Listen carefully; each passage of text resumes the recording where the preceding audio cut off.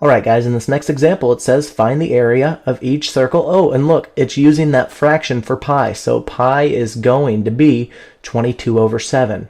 Since we're dealing with the area of a circle here, we've got to write the formula for the area of a circle. So A is equal to pi r squared. Alright, our next step, all we have to do is substitute 22 over 7 in for pi. So 22 over 7. And we're going to multiply it by the radius. Well, the diameter here, so D, the diameter is equal to 8 feet.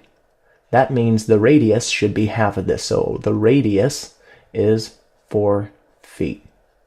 Let's substitute 4 in for r. So we have 4 squared. The first step here is to take 4 squared, or basically 4 times 4, which gives us a value of 16. So now we have 22 over 7 down below. And let's put that in parentheses. And let's actually talk about multiplying with fractions.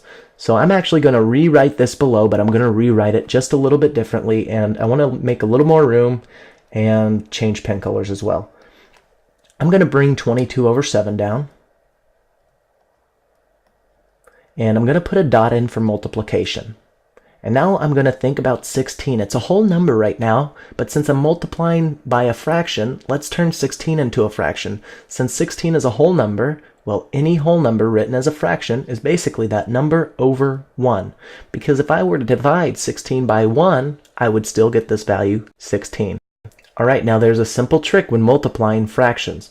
Let's change colors. We're going to multiply straight across on the top and straight across on the bottom.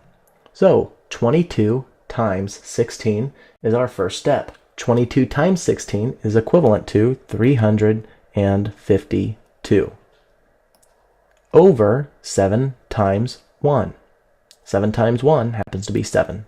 Now I'm going to bring an arrow all the way up here. We're going to take 352 and divide it by 7. Now I'm going to show you how to set this up, but I'm not going to do all the calculation for it. So 352 actually goes into the house, and 7 is knocking on the door.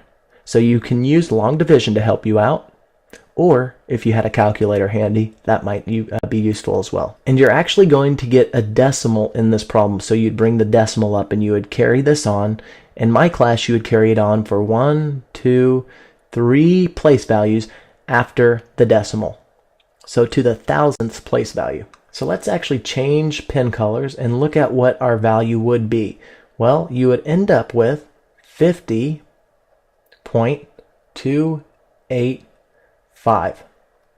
But I don't want to hold on to this thousandth place value. I don't want to have this 5 in this value. So what we're going to do is actually round up. We're going to take the 5 and round up to the 100th place value.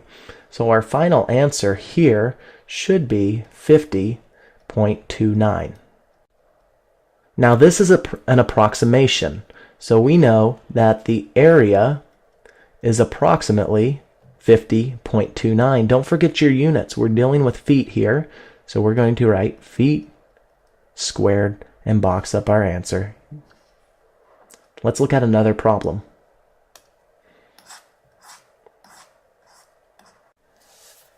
So in this next example, we're going to use that fraction 22 over 7 for pi again.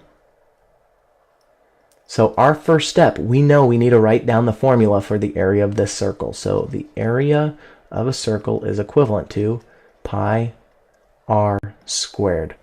Okay, now let's substitute values in for this formula here. Well, we know that pi is 22 over 7, so I'm going to plug that in. 22 over 7 for pi. Put parentheses around it, and we're going to multiply it times the radius, which is 7 centimeters. So times 7, the radius squared here, 7 squared. All right, so I'm going to change pen colors. We still have 22 over 7. In fact, I don't want to use parentheses here, but we have 22 over 7, 22 over 7, and we're going to multiply it by 7 squared, which is 49. And now earlier, if you remember, I wrote the other value, 16 over 1. Let's go backtrack real quick. In the last problem, we wrote 16 over 1 and wrote it as a fraction to multiply straight through. And now let's see what happens in this fraction. And this is what's really fun about multiplying with fractions. Well, look at this denominator of 7 real quick. 7 is a factor of 49. So what we can actually do is simplify these values really quick. I'm going to divide both values, the denominator and this value 49 right here, by 7. So 7 divided by 7 is 1. 49 divided by 7 gives us 7. Okay, now let's actually rewrite this problem so it's simpler to work with. So I have 22 over 1. Well, let's think about that. That's really 22 divided by 1. Well, that should just be 22. So I'm just going to rewrite this as 22, and we're going to multiply 22 times 7. Well, 22 times 7 gives us a value of 154. Don't forget your units. We're dealing with centimeters here, so centimeters squared. But we're finding the area here, so we've got to write the area is approximately 154 centimeters squared. So let's go ahead and box this up, and we're done.